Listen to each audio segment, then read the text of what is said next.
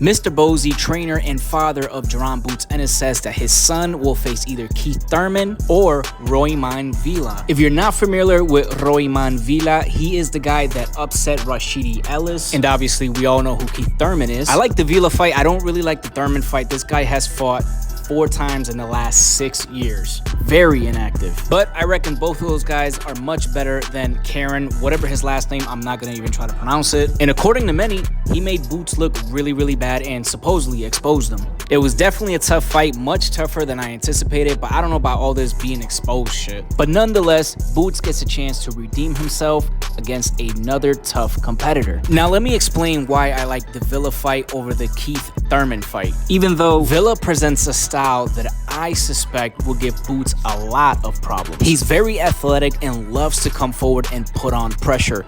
Typically, guys like that trouble fighters like Jaron Boots Ennis. On top of that, the man is a puncher. An 88% knockout ratio, yeah, you don't want to get hit by him. All that being said, Keith Thurman is clearly the much more difficult opponent. And after his last showing against Jaron, the last thing he needs to have is another difficult fight. Not that Vybez is a soft touch, but compared to Keith Thurman, he's a breath of fresh air. And don't get me wrong, he looked great against Mario Barrios, but the problem is, if Boots Ennis ends up beating Keith Thurman, everybody's going to say, well, he beat a guy that was washed up and inactive.